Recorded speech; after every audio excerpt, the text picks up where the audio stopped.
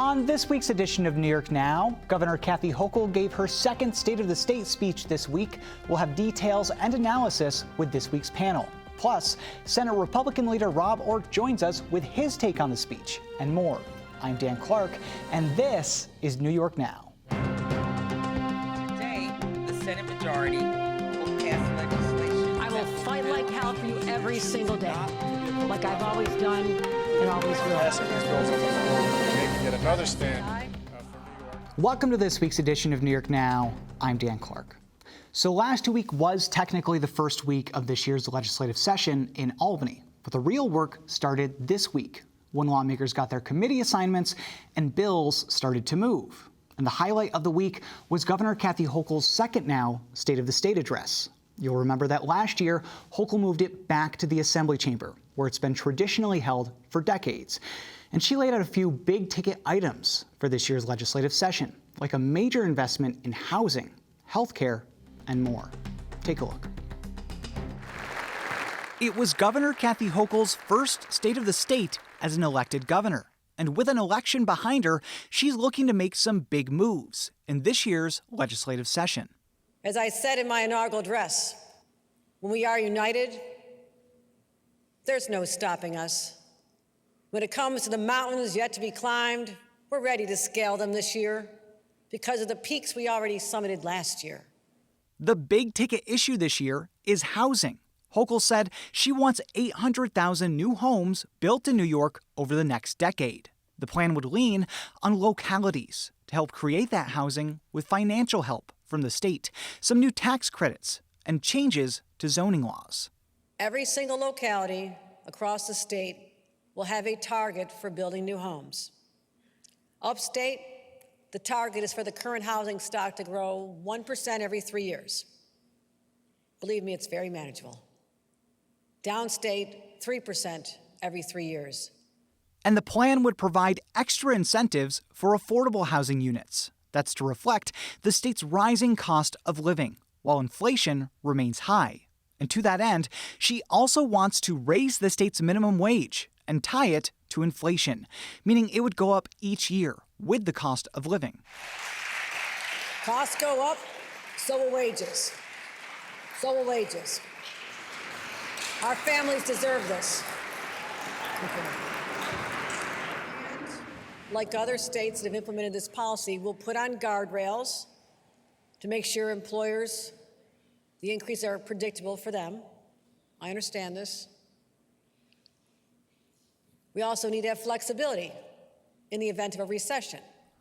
On public safety, Hochul wants to invest more money in law enforcement, including the state police and local district attorneys, while also adding funds for services like mental health treatment and reentry programs after prison. She also wants to change the state's laws on cash bail, among the most controversial issues at the Capitol. Her plan would give judges more control to set bail on high-level bail-eligible charges. But she also said she'd work with the legislature to see if more changes should be made. And so to my partners in government, in the legislature, let's start with this base of shared understanding and have a thoughtful conversation. Not this, but this.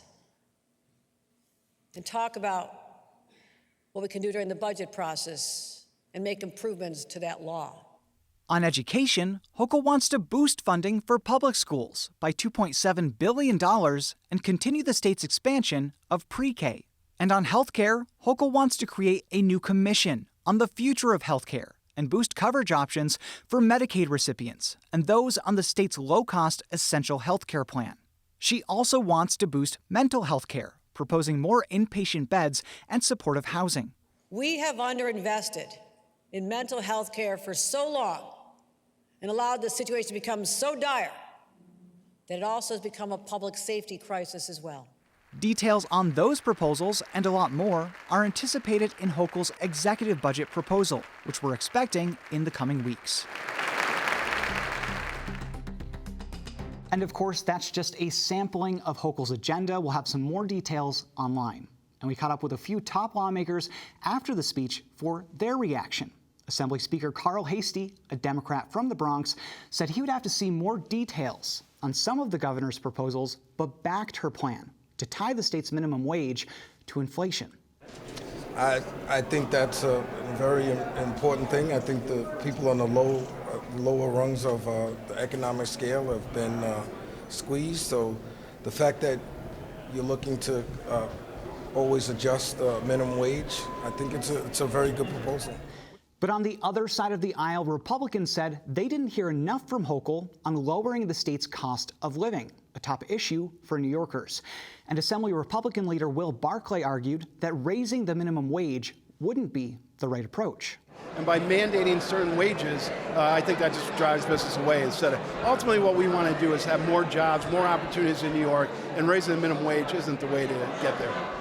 So some interesting discussions ahead for the state budget, which is due in March. But that was all happening against the backdrop of a Democratic divide at the state capitol. At least 14 Democrats in the state Senate said this week that they will not support Governor Hochul's nominee to be the state's next chief judge. That's Hector LaSalle, a presiding justice of one of the state's 4 appellate courts. And 14 votes against LaSalle could be enough to tank his nomination. A few lawmakers rallied this week with a handful of union leaders to oppose LaSalle. State Senator Kirsten Gonzalez was one of them. Now more than ever, we need our Court of Appeals to be the leader in safeguarding our civil liberties, in defending our democracy, and in protecting the most vulnerable New Yorkers. And I urge her to pull this nomination and every single one of my colleagues to vote no on LaSalle. Thank you so much. As of now, Hochul is sticking by the nomination, and the state Senate has scheduled a hearing for this coming week. And we're expecting it to be a tense day at the Capitol. Here's what Senate Majority Leader Andrea Stewart-Cousins said this week when she was asked about the nomination. Majority Leader. Would it be easier at this point if Governor Hochul just withdrew the name of LaSalle and picked somebody else that had more support? Well, that would clearly be easier. But, like I said, here we are. But there's also another scenario that's been floated at the Capitol. That would be for Republicans to lend the votes if LaSalle makes it to the floor. Senate Republican leader Rob Ortt said this week that Republican members want to feel it out. My comments, as far as our conference goes, I think this conference is keeping a very open mind on Judge LaSalle. I think this conference wants to hear from Judge LaSalle. They want to talk to Judge LaSalle, and they believe he should get a hearing and a floor vote for Judge LaSalle. He was speaking there at an event this week where Senate Republicans unveiled their own agenda for this year. So for more on that and Governor Hochul's State of the State, we caught up with Leader Ortt for his take on the speech in this year's session. Leader Ortt, thank you so much for coming back. I appreciate it. Good to see you, Dan. Happy New Year to you and your viewers. To you as well. So the governor gave her State of the State speech on Tuesday. I'm wondering what stood out to you. So there were a couple things that stood out. I think, certainly she mentioned bail, and she mentioned, she sort of doubled down in her support for the changes, but noted that crime continues to be a problem to New Yorkers. But she really didn't go beyond that as far as a plan or what she intended to do. And the reason I think that's important is my colleagues in the Senate Democratic Conference and in the Assembly Democratic Conference, they're not going to make changes to bail on their own. Absent the governor driving this in the budget or somewhere in session, I do not anticipate that my colleagues in the Senate across the aisle are going to take any kind of lead to change the bail laws, which our conference certainly believes needs to happen. The housing piece, the governor talked about housing and how we need to build more housing in all parts of the state. But there were some real problems that I saw with her plan. One, how do you build housing in places that are losing population? There's large swaths of this state, places that I represent, rural counties, that are losing people. So why on earth would any developer or home builder build more homes in a place that maybe doesn't have the need for it? I also think that, she didn't address why. Why is housing more expensive? Why is it because it's costly? That's why you don't have more homes being built, because you got rid of 421A, because you got rid of the incentives that would drive builders and developers to construct more units, particularly affordable units, in places like Manhattan and Brooklyn and New York City. And so unless that's addressed, I just don't, you can set all the goals you want. I don't think you're going to reach those goals absent addressing sort of the root causes, which is that building homes in New York, constructing homes in New York, people wanting to live in New York is more expensive today than it was 4 years ago, than it was 8 years ago. And as a result, people have left the state and sought opportunities elsewhere. And home builders are going to follow those people. That's a really interesting point about the housing goals. So the goal is 800,000 new housing units over the next decade. But as you pointed out, places like the city of New York may have a much greater need than somewhere upstate that's actually lost population and may have more housing than residents need. There's also this part of it that her plan, as we understand it right now at least, would allow some municipalities to override local zoning laws if they're having trouble meeting their housing goals. I know that's been a problem in the past. What do you think about that part of her proposal? I think she's going to face serious pushback. This is just, and this is a big issue for me more in a philosophical way. So this is the latest move by Albany to basically eradicate home rule. New York State is a home rule state and always has been.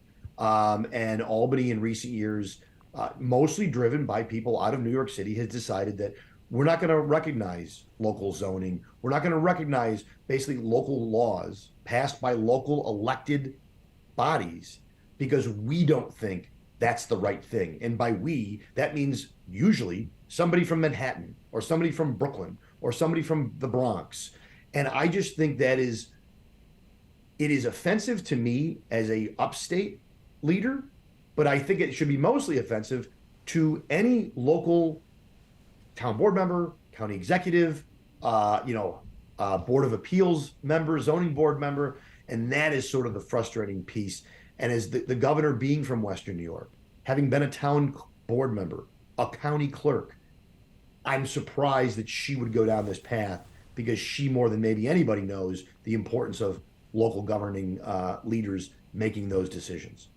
Yeah, on the bail issue too, just to go back to that, she has this interesting proposal that I think has been talked about a little bit where higher level crimes, we're talking about the ones that are currently bail eligible, Sure. It would remove a piece of the statute where a judge has to release somebody by the least restrictive means is the gist of what it is. So she wants to have that change. What did you think of that? I know you would like to see the bail law repealed and then have kind of a start over process with stakeholders coming in.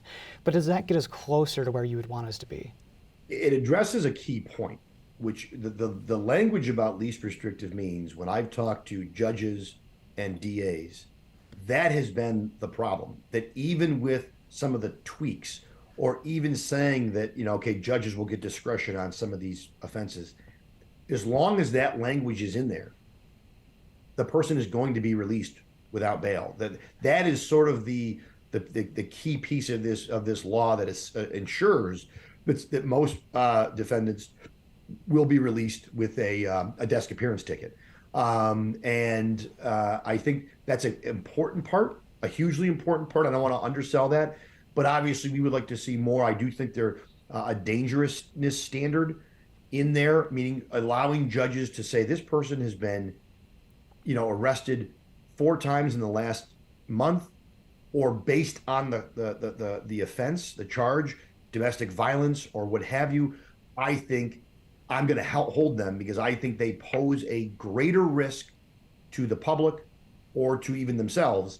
But again, the legislature, that my colleagues across the aisle, there was no applause when she talked about bail. There was no response.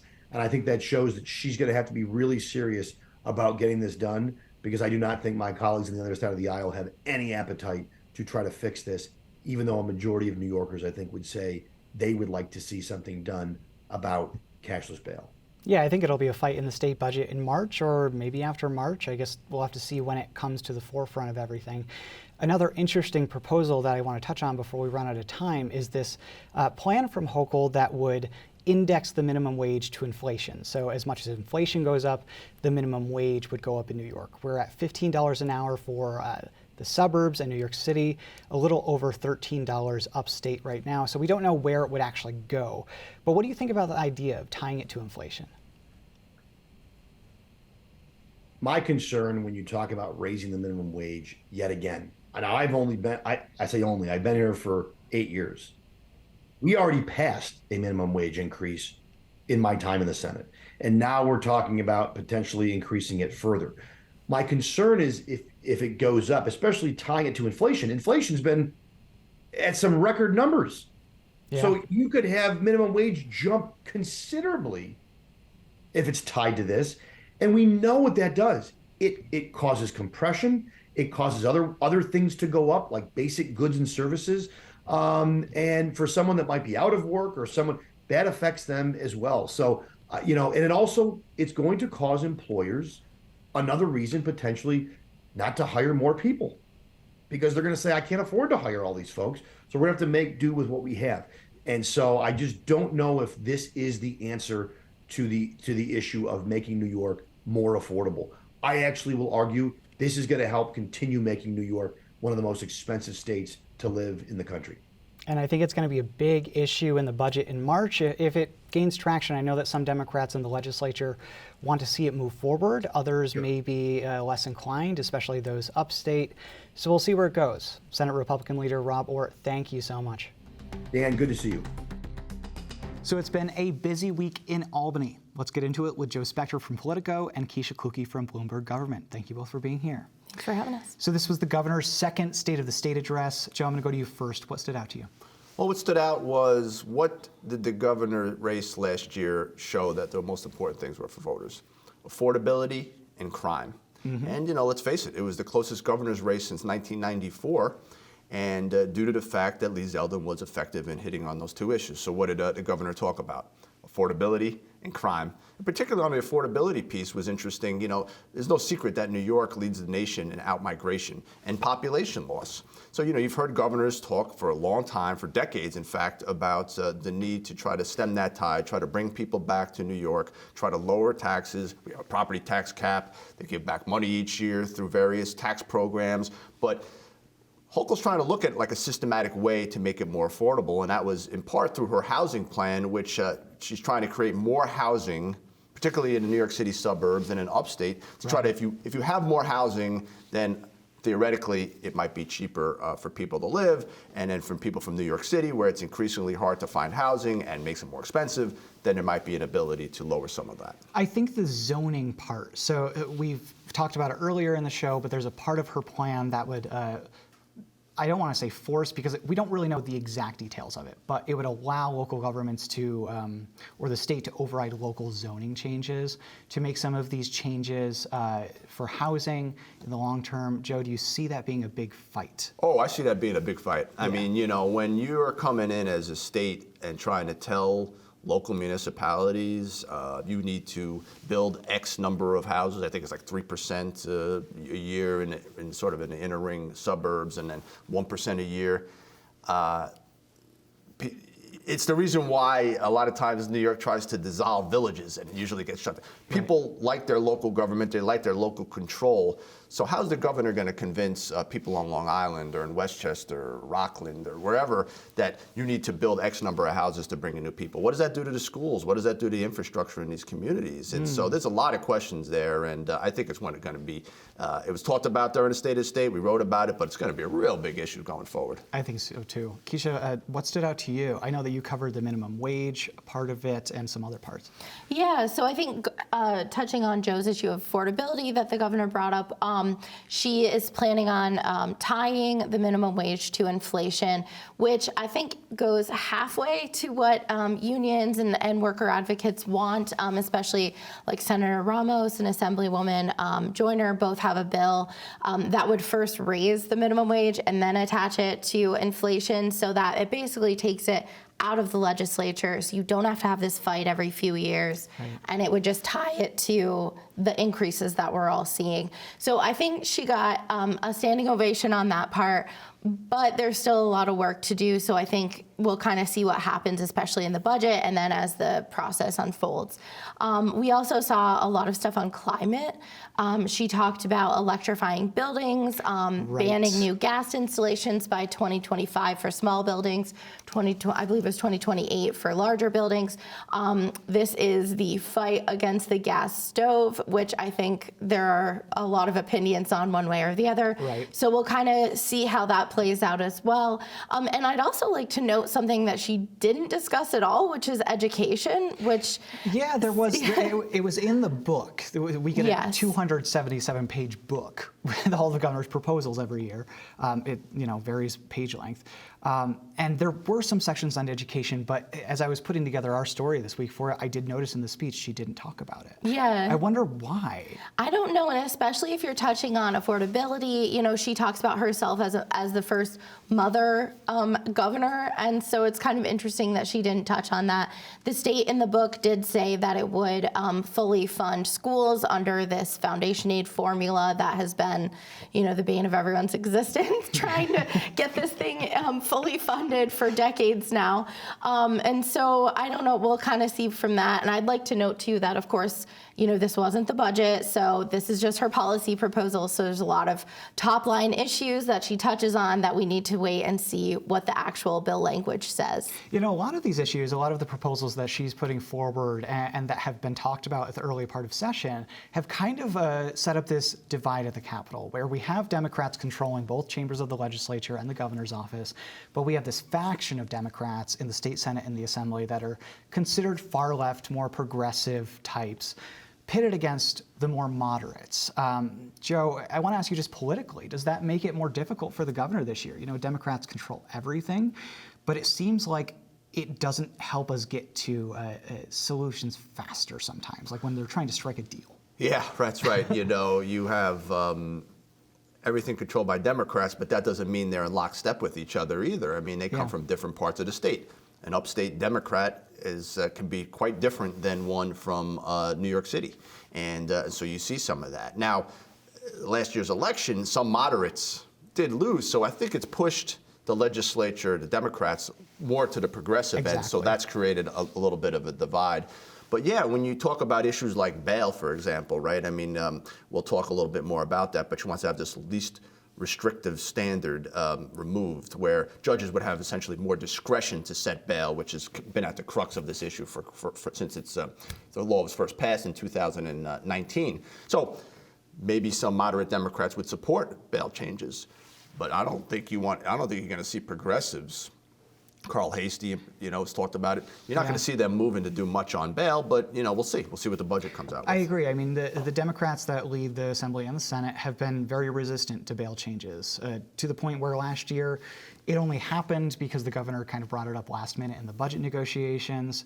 I'm wondering if something similar happens again this year. We have a few minutes left. We have to touch on the chief judge nomination. Hector LaSalle, as we've mentioned, is the nominee.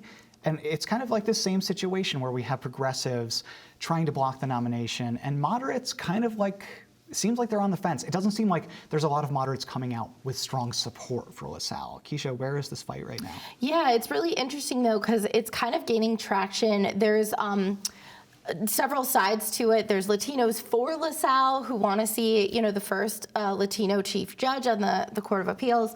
And then you've got all these unions coming out. So you are seeing a little bit of a turn here. It's not just necessarily progressives coming out on that. So it's kind of interesting that Kathy Hochul is not standing down. She is saying, this is my candidate. I think he's very important to get through. And progressives are saying, listen, we just lost seats to redistricting, which ended up giving the Republicans majority in Congress there because of the seats lost in New York, and that was part of redistricting from a conservative court. So they're saying, we can't have a conservative court. Look what's happening at the federal level.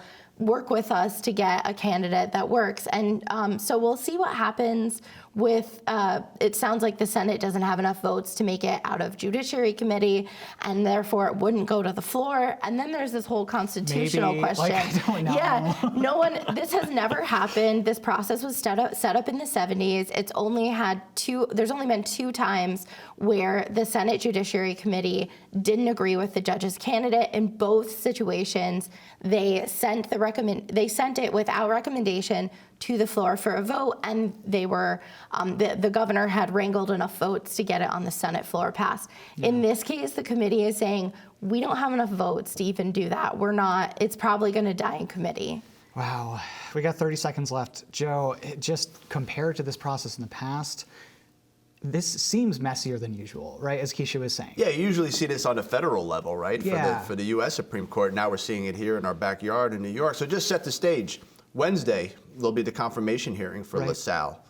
What happens out of that? And as Keisha well put it, does it get out of committee? Does it get to the floor? I mean, usually that happens on the same day. It's kind of a celebratory situation where you get the judiciary, the chief judge sits up in the Senate gallery. Yeah, the gallery, and with her family, and it's a celebratory day. When I'm not so sure it's going to be celebratory on Wednesday. Right, it's a really complicated situation, and it's just, as Keisha said, kind of unprecedented as we're seeing play out in history right now. Kind of a cool time to be covering New York State government, but we are out of time. Keisha Kluge from Bloomberg Government, Joe Spector from Politico. Thank you both so much for being here. And we are out of time for this week. Thank you so much for watching this week's New York Now. Have a great week and be well.